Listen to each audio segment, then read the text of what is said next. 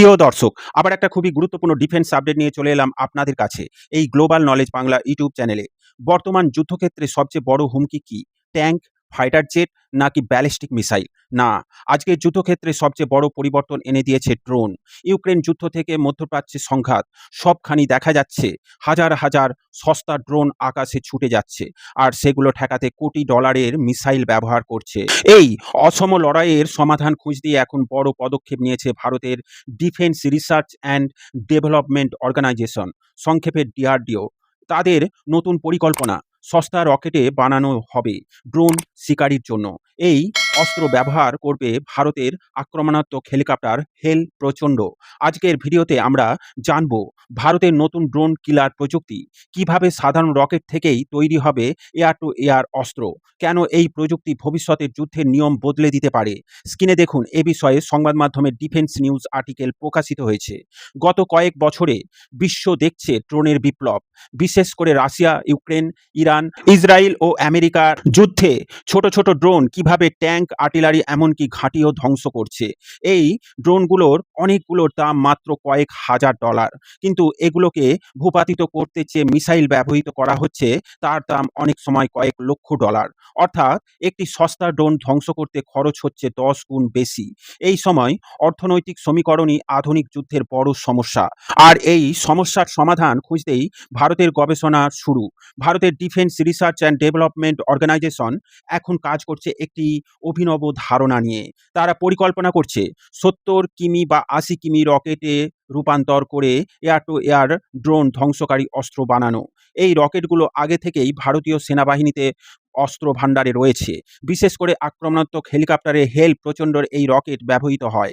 কিন্তু এবার এই রকেটগুলোতে যোগ করা হবে লেজার বা ইনফ্রারেড শিকার, proximity fusion, smart guidance system.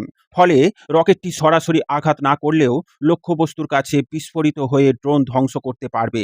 একে অনেক বিশেষজ্ঞ বলছে short gun approach to air defence, অর্থাৎ একসাথে বহু ড্রোনের বিরুদ্ধে দ্রুত আক্রমণ। ভারতের নিজস্ব আক্রমণাত্মক হেলিকপ্টার হেল প্রচণ্ড মূলত পাহাড়ি যুদ্ধের জন্য তৈরি। এটি তৈরি করেছে হিন্দুস্তান অ্যারোনটিক্স লিমিটেড। হেলিকপ্টারটি সবচেয়ে বড় শক্তি, উচ্চতায় উঠতে পারা, সীমান্ত এলাকায় টহল দিতে পারে, দ্রুত আক্রমণ করতে পারে।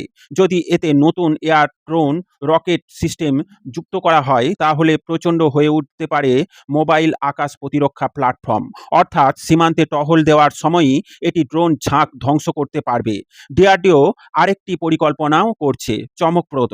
তারা পরীক্ষা করছে র্যাডস। এই মিসাইল মূলত কাঁধে বহনযোগ্য। এটি তৈরি করা হয়েছিল নিম্ন উচ্চতায় উড়ন্ত হেলিকপ্টার বা ড্রোন ধ্বংস করার জন্য, কিন্তু ডিআরডিও এখন পরীক্ষা করছে এই মিসাইলকে হেলিকপ্টার বা ফাইটার জেট থেকে নিক্ষেপ করা যায় কিনা। যদি এটি সফল হয় তাহলে এটি সস্তা ম্যানপ্যাড মিসাইল হয়ে উঠতে পারে। Air two air drone interceptor. ভারতের এই প্রযুক্তি উন্নয়নের পিছনে রয়েছে গুরুত্বপূর্ণ ভূ রাজনৈতিক বাস্তবতা। ভারতের সীমান্ত রয়েছে চায়না, পাকিস্তান। এই দুই দেশেই ড্রোন প্রযুক্তি দ্রুত উন্নয়ন ঘটছে।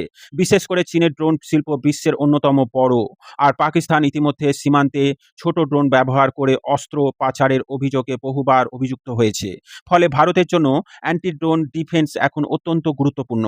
আধুনিক যুদ্ধ শুধু প্রযুক্তির জন্য নয়, অর্থনৈতিকও যুদ্ধ।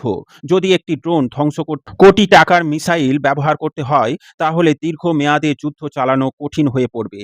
এই কারণেই বিশ্বের বহু দেশ এখন কাজ করছে low cost interceptor, laser defence, electronic warfare. ভারতের নতুন রকেট ভিত্তিক ড্রোন কিলার ধারণাও এই কৌশলের অংশ।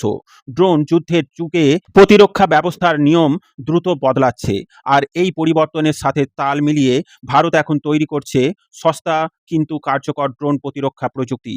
যদি ডিআরডিও এই পরিকল্পনা সফল হয় তাহলে ভবিষ্যতে ভারতের আকাশে টহল দেবে এমন হেলিকপ্টার যারা মুহূর্তের মধ্যে ড্রোন ঝাঁক ধ্বংস করতে পারে।